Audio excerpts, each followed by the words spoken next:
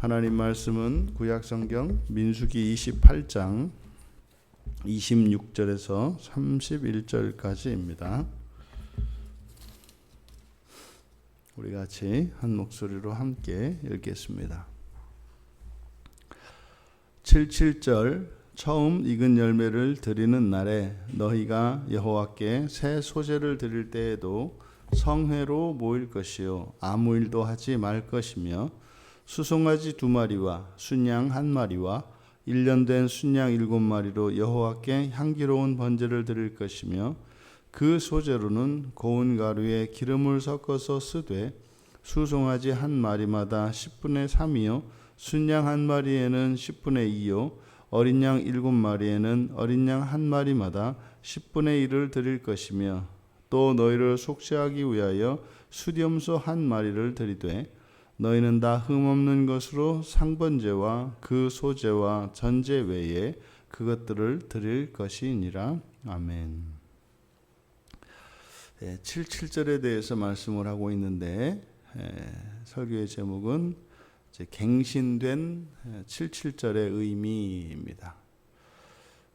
왜냐하면 이제 앞에 레위기 23장에서 이 77절의 규례에 대해서 이제 하나님께서 말씀해 주셨는데 이제 가나안 땅에 들어가기 전 이제 다시 이 77절 이제 여호수아가 지도권이 이제 모세에게서 여호수아로 바뀌면서 이 77절의 의미에 이제 변화가 이제 생깁니다. 먼저 77절은 기본적으로 처음 익은 열매를 드리는 날입니다. 그래서 이때 처음 익은 것은 이게 처음 익은 곡식을 드리는 날이 두 날이 있는데 초실절이 있고 77절이 있습니다. 초실절은 보리의 첫 열매고 이 77절은 밀의 첫 열매입니다. 그래서 이 77절은 초실절로부터 50번째 되는 날입니다.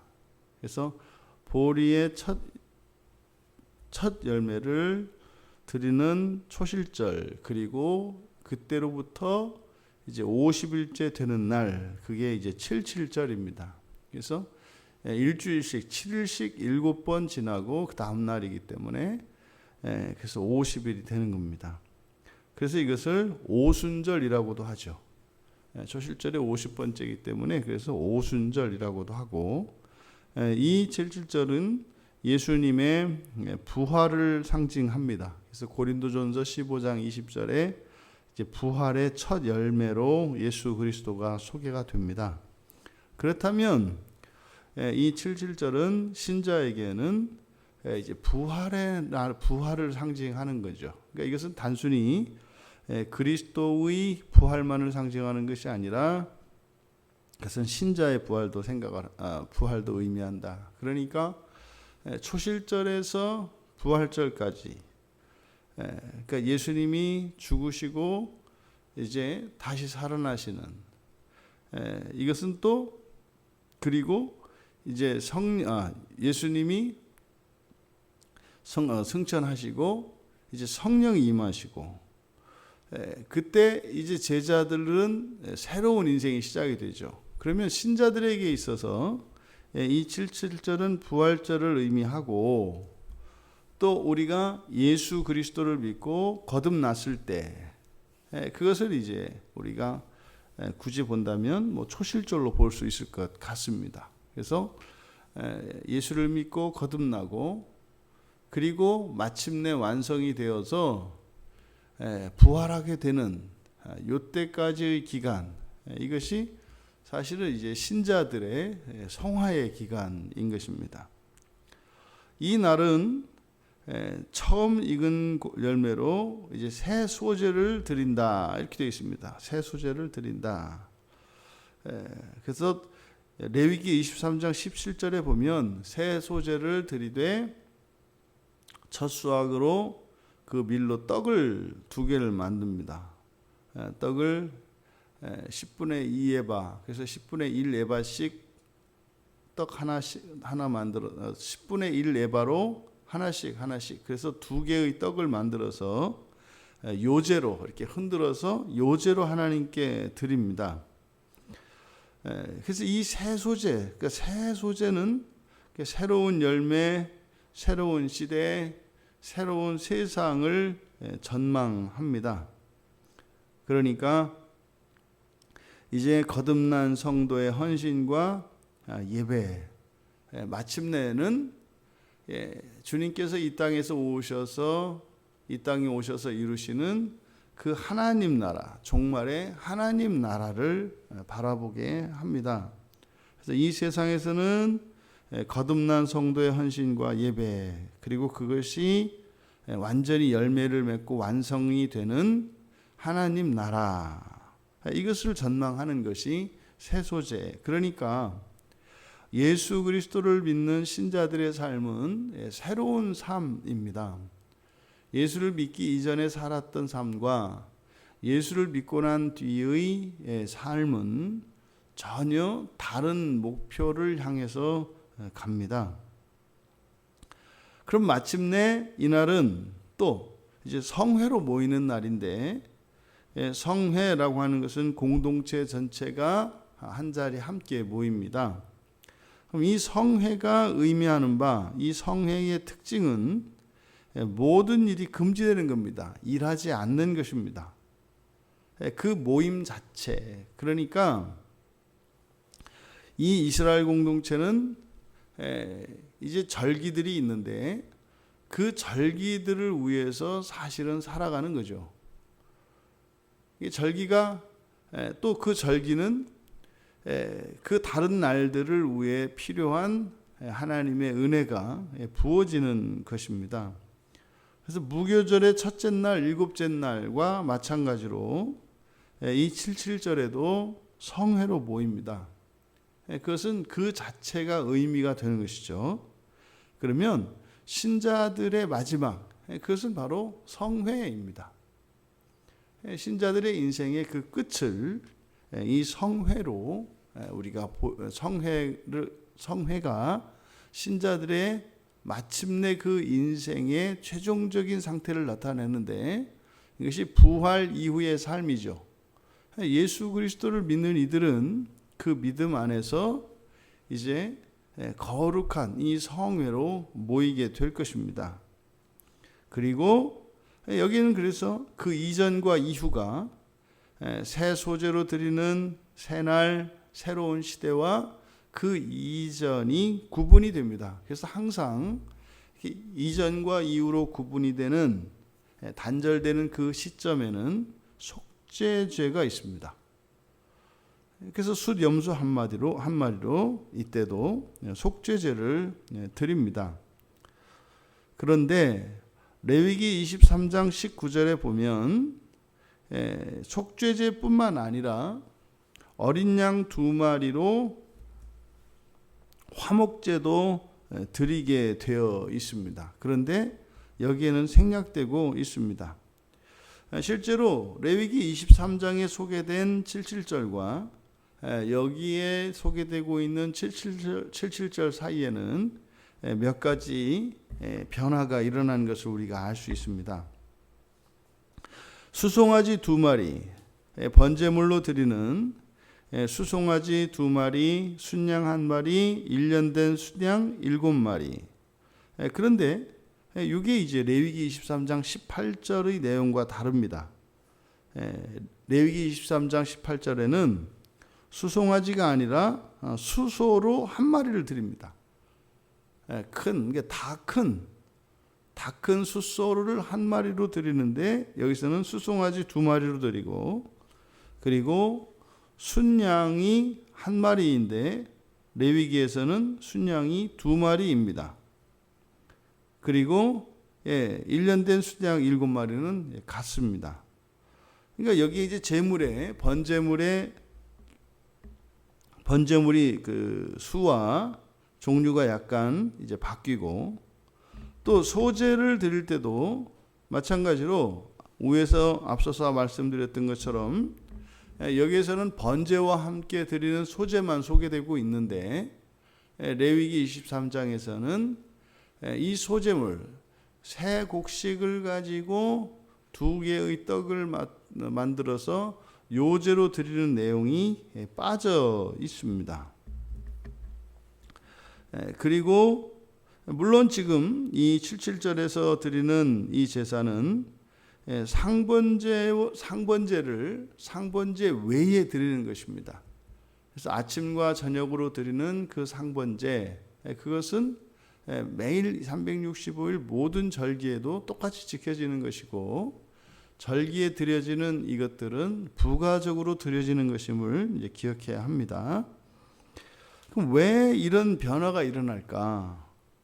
왜 화목제가 생략이 되고 또 소제로 만든 떡이 생략이 되고, 그리고 이 번제물에도 변화가 있는 게 뭘까? 성경은 정확하게 뭐 이러해서 숫소가 수송아지로 바뀌었고, 또 떡을 드리는 것을 뭐 여기서는 생략했고, 뭐 이 이야기를 성경은 하지 않습니다. 이것은 우리로 하여금 성경을 통해서 그 답을 얻도록 하는 것이죠. 그러면 우리가 그 원인으로 생각해 볼 수 있는 것이 출애굽기 32장의 금송아지 사건입니다. 왜냐하면 역사적으로 이 광야에서 출애굽기 32장의 사건이 일어나, 출애굽기 32장에 금송아지 우상을 만들어서 이제 그때 화목제를 드려요. 출애굽기 32장 6절에 보면 화목제를, 그러니까 금송아지 우상과 화목제, 그러니까 우상에게 화목제를 드립니다. 그 말은 바로 그들이 금송아지 우상의 백성이 된 것을 말해요.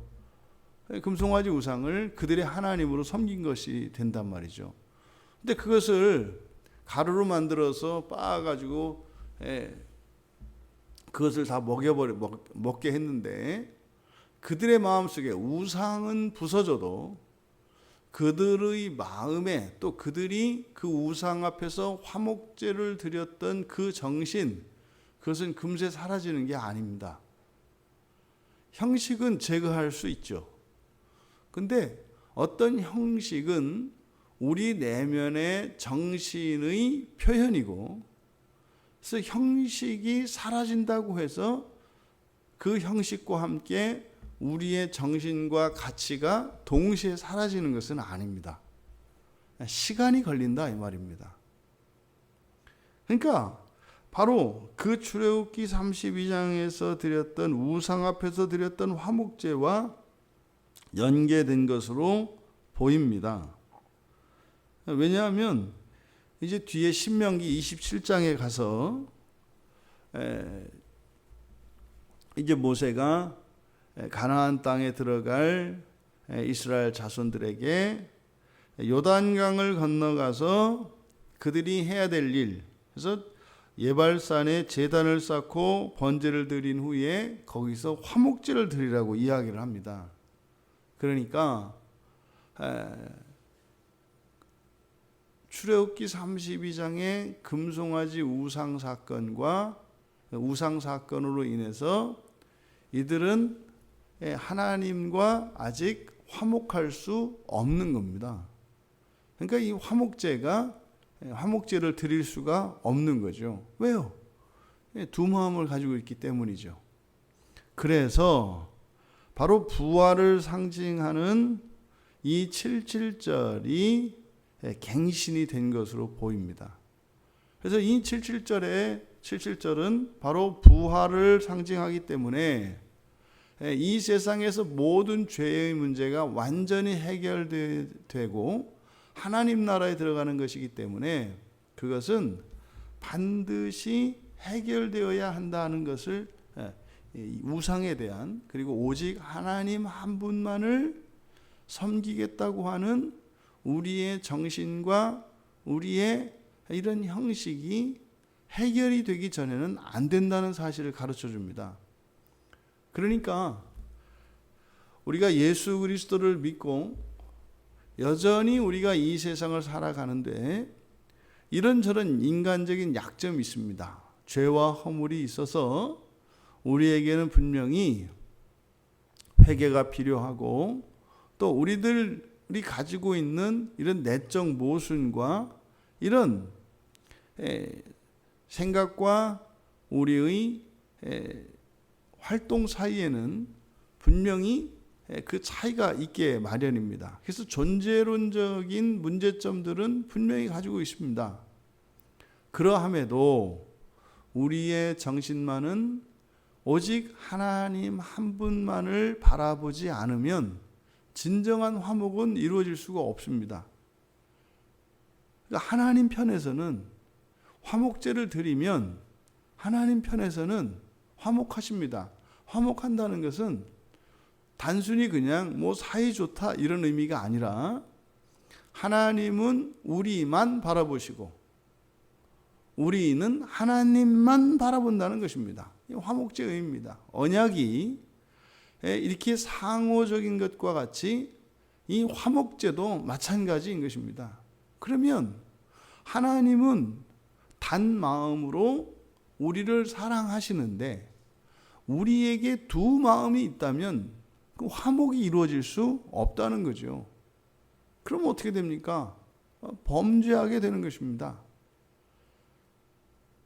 그래서 화목제가 유보되어 있다. 그렇다면 이 세상을 살아가는 우리들은 어떠하겠습니까? 예수 그리스도는 십자가에서 속죄물이 되셨고 화목제물이 되셨습니다. 그리스도께서는 이미 하나님 앞에서 우리의 모든 죄를 속하여 주셨고, 또 하나님의 마음을 누그러뜨려서 하나님이 우리와 화목하기로 하셨습니다. 그런데 그것이 정말로 우리에게 유효하게 되기 위해서는 우리가 문제인 것입니다. 우리 자신이. 그럼 그리스도께서 완전히 속죄해 주신 그 속죄의 은혜의 유익을 누리기 위해서 회개하며 살고자 하는가? 또 우리가 하나님이 아닌 다른 것과 화목하기를 원하는, 다시 말해 하나님이 아닌 다른 것을 사랑하고 다른 것을 소중히 여기는 그 유화죠. 금송아지 우상 앞에서 화목제를 드렸던 것이죠. 우리가 세상과 평화를 유지하기를 원하고 우리 안에, 우리의 정신 안에 정신 안에 들어와 있는 하나님이 아닌 다른 것과의 평화의 정신, 이것을 버리는 것이 또한 회개의 중요한 의미인 것이죠. 죄로부터 돌이킬 뿐만 아니라 인간적으로 그것이 자연스러운 것이고 오히려 덕스럽고 아름다운 것으로 보이는 그런 세상과 화목하려고 하는 마음, 그것은 우리가 이 세상에 하나님보다 더 큰 의미와 가치를 부여하는 것들입니다. 그래서 예수님께서 끊임없이 제자들에게 말씀하셨던 것이 1차적으로 가족입니다. 부모, 형제, 아들, 딸, 이 가족을 다 내려놓아야 된다. 그리고 재산입니다. 재산을 다 팔아서 나누어 주어야 한다. 그리고 또 뭡니까? 자기 자신입니다. 자기 사랑입니다. 이웃을 자기 몸과 같이. 그러니까 자기 중심성을 버리지 않고서는 하나님과 화목할 수 없다는 것이죠. 그래서 이 회개의 중요한 개념에는 바로 이 세 가지, 이것이 화목을 위한 것입니다. 마침내 우리가 인생을 마치는 그 순간 하나님 품에 안기게 되는 것은 화목하게 되는 것입니다. 근데 만약에 우리가 죽는 순간까지도 그것을 원하지 않는다면, 이게 뭡니까? 이 세상에 모든 사람들이 우선시하고 가치 있게 생각하는 그것들에 대한 미련과 집착을 내려놓지 않는다면 지금 이스라엘 백성들에게 일어난 것과 같이 그 화목제는 유보될 수 있습니다. 우리의 인생의 마침과 동시에 하나님과 완전한 화목을 누리는 것, 이것이 낙원에 가는 것이겠죠. 만약에 그 화목이 그때 이루어질 수 없다면 분명히 우리들은 사후에 화목까지 이르는 어떤 기간과 과정, 즉 연단의 과정이 반드시 필요하다는 사실을 기억하셔야 합니다. 살아서 해야 할 일은 살아서 해야 합니다. 살아서 하지 못한다면 그것은 반드시 죽어서라도 해야 한다는 사실을 기억하시기 바랍니다. 그래서 그냥 이대로 내 생각대로 내 중심성을 버리지 않고, 그리고 이 세상의 가치를 버리지 않고 저는 하나님과 화목할 수 없다는 사실, 이것은 하나님이 화목해 주지 않으신다 그런 이야기가 아닙니다. 원하지 않는다는 것입니다. 우리가 원하지 않는다는 것입니다. 그래서 우리가 원하지 않는 것은 우리의 일상생활에 자기 중심성으로 나타납니다. 고치지 않으려는 것이죠. 7.7절이 갱신된 것은 마음 아픈 일입니다. 왜냐하면 온전한 화목을 누리기까지 시간적으로 유보되었기 때문입니다.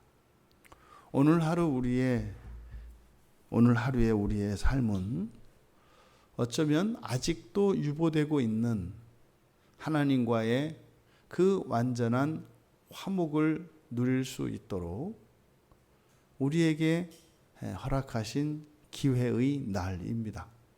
이 한날 정말 하나님과 화목하는 그 일에 또 그것을 위하여 살아가실 수 있는, 그래서 그리스도께서 참으로 십자가에서 이루어 주신 속죄뿐만 아니라 그 화목을 누릴 수 있는 우리 모두가 되시기를 주님의 이름으로 축원합니다.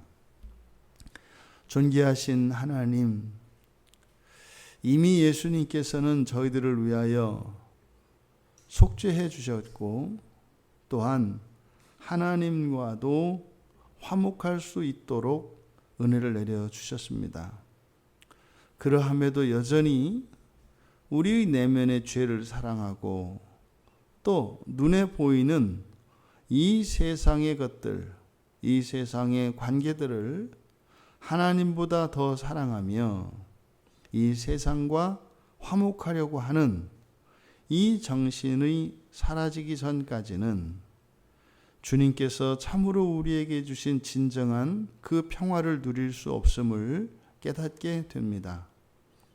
언제나 우리가 말씀과 함께 하나님과 평화를 누릴 수 있도록 도와주시고, 그래서 마침내 저희들이 인생을 마치고 주님 품에 안길 수 있도록 이 하루를 더욱 의미 있게 믿음 안에서 살며 이기게 하옵소서. 감사하며 예수님의 이름으로 기도하옵나이다. 아멘.